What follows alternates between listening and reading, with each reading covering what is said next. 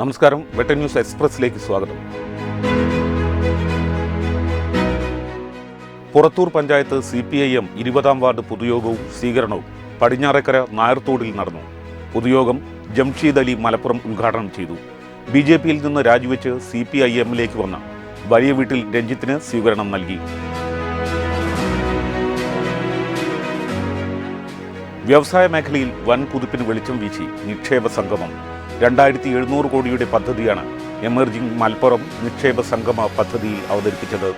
Tourism, IT, ആരോഗ്യം, കാർഷികം, ഭക്ഷ്യോൽപ്പന്നം, township, furniture, ആഭരണ നിർമ്മാണം തുടങ്ങി 28 വൻകിട പദ്ധതികളാണ് തുടക്കം കുറിക്കുന്നത്.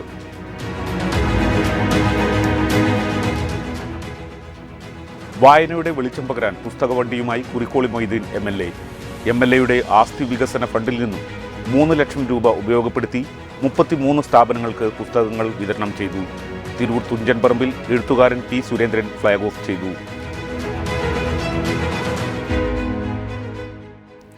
കടുങ്ങാത്തുകൊണ്ട് Bafakhy Yatheemkhana higher secondary school 10ാം ക്ലാസ് വിദ്യാർത്ഥിയെ അധ്യാപകൻ ക്രൂരമായി മർദ്ദിച്ചതായി പരാതി. തലക്കടത്തൂർ തറയിൽ സ്വദേശിയായ വിദ്യാർത്ഥിയെ തിരൂർ ജില്ലാ ആശുപത്രിയിൽ പ്രവേശിപ്പിച്ചു.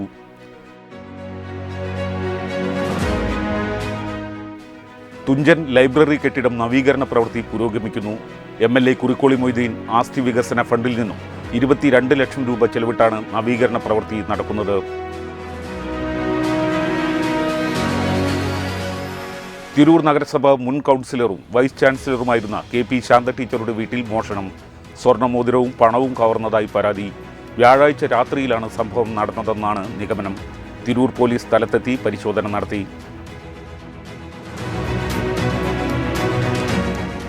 കുറ്റിപ്പുറത്ത് റെയിൽവേ ഓവർബ്രിഡ്ജിന് മുകളിൽ വാഹനങ്ങൾ കൂട്ടിയിടിച്ചു. കുറ്റിപ്പുറം പോലീസ് സ്റ്റേഷനിലെ SI ഉൾപ്പെടെ നിരവധി പേർക്ക് പരിക്ക്.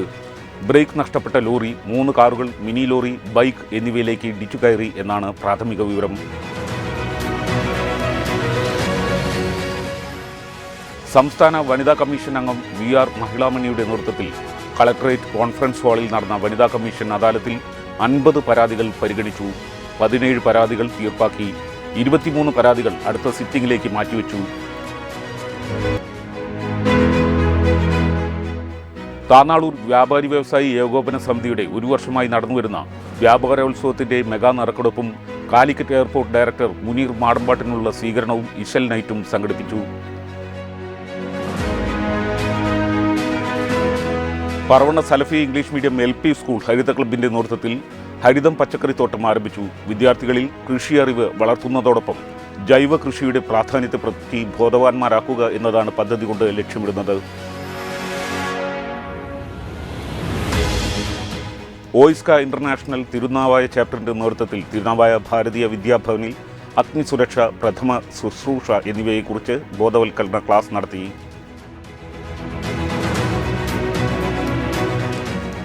വെട്ടം AHM LP സ്കൂൾ കായികോത്സവം ഏറെ ആവേശകരമായി. കുട്ടികളെ വിവിധ ഹൗസുകളിലായി തരംതിരിച്ച് നടത്തിയ മത്സരത്തിൽ നല്ല സ്പോർട്സ്മാൻ സ്പിരിറ്റോടെയാണ് കുട്ടികൾ പങ്കെടുത്തത്.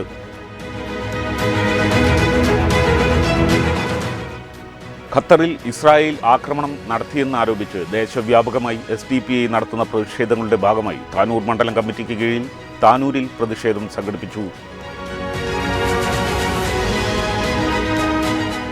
ഇതോടെ ഈ വാർത്താ ബുള്ളറ്റിൻ പൂർണ്ണമാകുന്നു. നന്ദി, നമസ്കാരം.